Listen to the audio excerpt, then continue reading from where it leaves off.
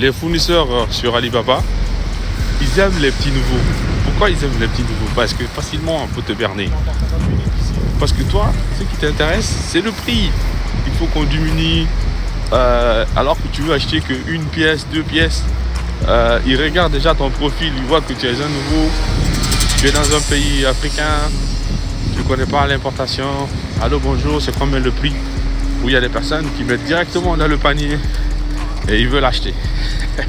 Pour cela, je me vois voir les vendeuses là sur les fournisseurs sur Alibaba rigoler d'abord quoi, de joie parce qu'ils savent qu'ils vont bien vous rouler. Les fournisseurs sur Alibaba, c'est pas vos amis.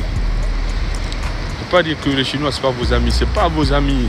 Eux, ils sont là pour chercher de l'argent. Et c'est pas tout le monde qui est de bonne foi. D'accord? Ils vont se refourguer n'importe quel genre de conneries. Et surtout, il y a beaucoup aussi qui sont sérieux, ils vont pas vous reprendre. Ou bien ils vont faire traîner longtemps la discussion. Tu sais que si tu es déjà acheteur sur Alibaba, tu as un score aussi. Tu sais que les fournisseurs peuvent voir que tu as acheté plein de produits et que tu peux voir le nombre de ventes, le nombre d'achats que tu as fait aussi. Tu peux voir, tu as un score. Va voir sur ton profil d'Alibaba, tu verras. Ils savent ceux qui sont sérieux, ceux qui parlent vite, ceux qui savent poser des questions. En fonction des premières questions que tu vas envoyer, les premiers éléments que tu vas poser, on sait tout de suite si tu es un bon importateur ou bien tu achètes. Même si tu peux être un bon importateur, tu peux ne pas avoir un flux de produits à faire venir. C'est-à-dire que tu peux poser toutes les bonnes questions qu'on t'envoie surtout, voilà, ça tombe bien. Les gens qui vont sur ChatGPT là, à chaque fois qu'on leur répond une question, ils vont sur ChatGPT et ils t'envoient une tonne de messages. Je veux connaître tous vos... Même là où tu dors en fait.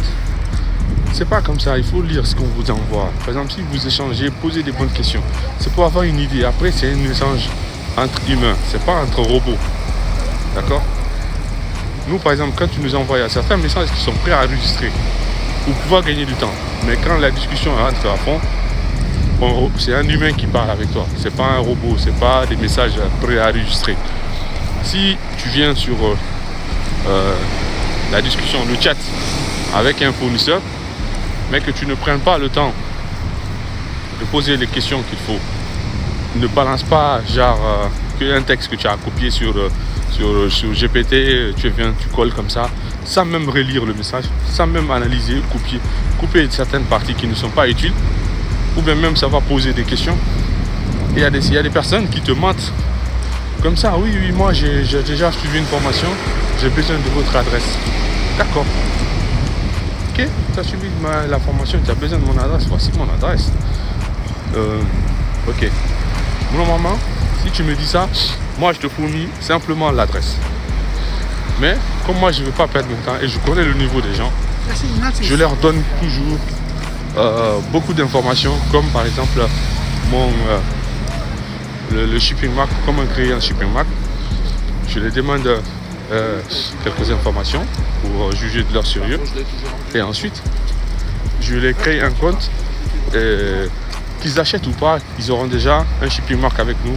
Ils savent comment identifier la marchandise. Normalement, s'ils sont formés et ils savent comment importer de la marchandise. Je peux vous dire, sur les 10, il n'y a que 2 personnes. Ou de fois même une personne qui sait faire. Il va te dire d'accord, il va aller, il va revenir, il va aller, il va revenir, il va aller, il va revenir. Je te jure, de fois, tu as envie de te dire, bon écoute mon gars, j'ai pas besoin de ton argent, pars. Ou bien madame, allez-y, je veux pas votre argent. Parce que si tu ne sais pas, pourquoi tu dis je ne sais pas monsieur, ou bien madame, écoutez, je suis un nouvel importateur, j'ai envie d'acheter, mais je ne sais pas comment faire. Qu'est-ce qu'il faut? Est-ce que vous avez un service d'achat?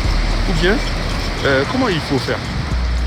D'accord? S'il faut payer, dites-moi combien il faut payer. On n'a pas dit que si on te dit que c'est payant, que tu es obligé de payer.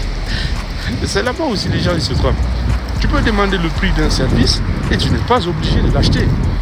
Si quelqu'un, tu viens dans une entreprise, on te dit oui, nous pour faire ça, c'est ce montant-là. Ça ne veut pas dire que parce que vous avez entamé la discussion que si tu ne peux pas faire autre chose avec eux si tu ne payes pas. Il y a toujours des options et c'est toujours comme ça où tu ne payes pas. Tu n'es pas obligé de payer quoi que ce soit. Réfléchissez-y et prenez le temps d'analyser. Ne vous pressez pas. Analysez, lisez. comprenez les choses. Si vous n'avez pas compris, demandez. Et si on vous dit que ce que vous voulez demander là, vous devez payer, ou bien vous devez avoir ces informations là, vous devez payer, alors payez. Si vous n'avez pas le moyen de payer, allez-y, vous formez vous-même et faites-le. Si vous n'avez pas le temps de ça, attendez quand vous serez prêt, vous payez. Ou bien vous le faites vous-même.